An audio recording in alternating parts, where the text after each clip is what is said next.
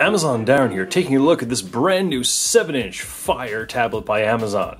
So this thing is only $50, and the big question is, what are we sacrificing for that price point? Because that is just about as low as you can go in terms of tablet costs. First thing you'll notice, there's an advertisement. You can either pay less for one that has advertisements and pay more for one that does not. So for $15 in savings, you have to just see that when you first power it on, which to me is totally fine. So, very first thing, the screen. And please ignore if you're seeing any weird wavy things going on or rainbows, that's the high resolution camera, not the tablet. So don't think that that's actually part of the screen. The screen itself looks nice and beautiful, but it is lower in resolution. It has a 171 pixels per inch resolution. It still looks plenty crisp and pleasing. If you do look closely, you can see the pixels. It's not going to compare to some higher end smartphones or higher end tablets. Let's keep in mind, this thing is $50 freaking dollars. So even at that, you still get a tablet that, as you can see,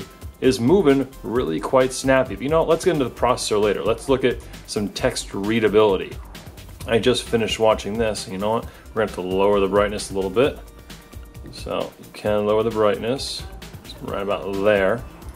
So text readability is overall pretty nice. I'm used to high resolution tablets and Kindle e-ink, so I'm a bit spoiled for beautifully readable text. This is not beautiful, but it is plenty readable, so I will leave it at that. If you're not familiar with this ecosystem, just swipe up and you can get to your home, back, and Windows buttons. It also can play video pretty readily. Prefer to buy? No, we just want to play. So play is right away. I got really good Wi-Fi here. That's obviously a factor you got to keep in mind. But as you can see, playing back video and the quality looks nice. It's obviously not going to be like 4K or even full 1080 crisp, but it is plenty enjoyable as it is, especially for $50. I did try playing a 1080 file on my YouTube account, on my Vimeo account, and while it was able to play it, it did hiccup for the first 30 seconds, and it wasn't perfectly smooth, but it was definitely watchable. But again, this screen is not even 1080, it is a little bit less than 720 in resolution, so there's really not a whole lot of benefit in playing back higher resolution files. As you can see, there's the typical apps available: Facebook, Netflix, YouTube, even Facebook Messenger is on there. This is not the full Android App Store, unfortunately. This is Amazon's own kind of limited version. I am not aware if you can get the full Android on here without rooting or anything like that, but as it is, oh, that's Amazon Shopping, we'll get to that in a second. As it is, you can get to a decent number of apps, but as you can see, they're focusing a lot on games. They're really catering to the kids crowd.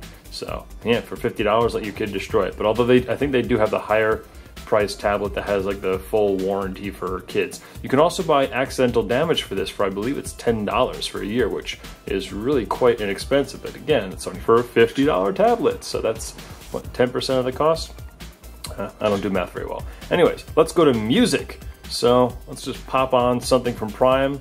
Again, Prime is really the biggest benefit of these tablets because everything's built in.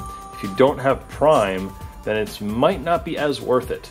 But it's still a very good tablet overall for the price if you don't have Prime. But you should look into Prime. So as you can see, we're playing here. The sound on this, the volume buttons are over here. If I can find them. Here, let's get a little louder. It gets loud enough that in a quiet room, it's plenty loud. But if you're in, say, a noisy place, it might not be that impressive and you might want to plug in your headphones. Now, the other nice thing, much like your phone, you can play something in the background and do other stuff. And then much like regular Android, right here, you can pause it and get rid of it. So speaking of games, don't ask me why, I downloaded a Goat Simulator. And I already loaded this up. It does take a good 15 seconds or so to load. Then when you click on the game to load into the game, it takes another like 15 seconds. We're gonna skip ahead of that right about now. So we have skipped ahead of that loading stuff, and as you can see, we are now a goat.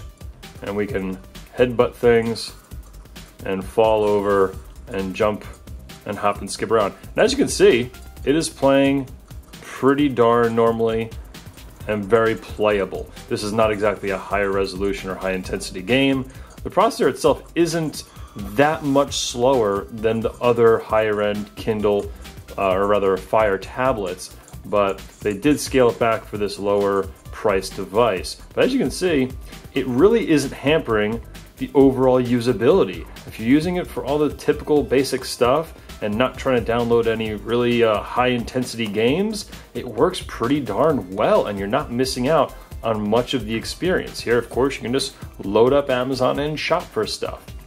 And going right to the home, you can see they've loaded up a lot of typical things you'd see on your phone, such as a calculator, a calendar. You can load up your contacts. You can connect your camera to it. You can load up your videos onto it. This thing actually apparently already connected to some sort of my account, and a bunch of my videos are loaded up on here.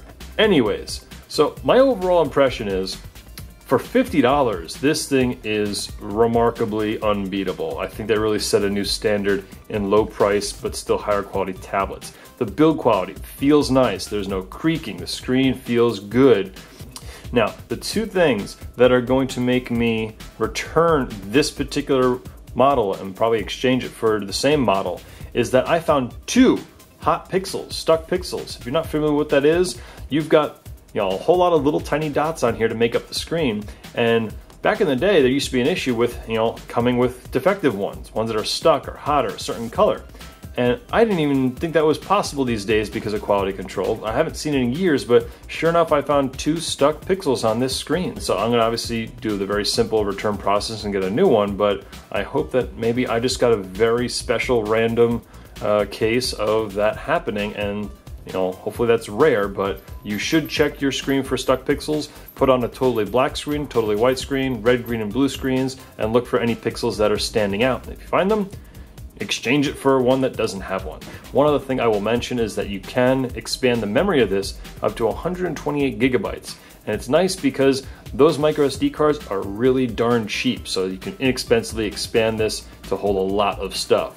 So the other nice thing, even at this price point, they included a front and a rear camera. So that's great for doing like video calls and whatnot. Just don't expect it to be great photo quality. I don't think they intended that. And obviously it's very much more worth it if you are a Prime subscriber. This is built all around Amazon's Prime ecosystem. So if you're not a Prime subscriber, maybe try it out, but look at it for your own uses and see if it makes sense. So I'm Amazon Darren for this new 7-inch Fire tablet. I love reviewing, and if you have a product or service you would like reviewed, get in touch and I will give it the full run through.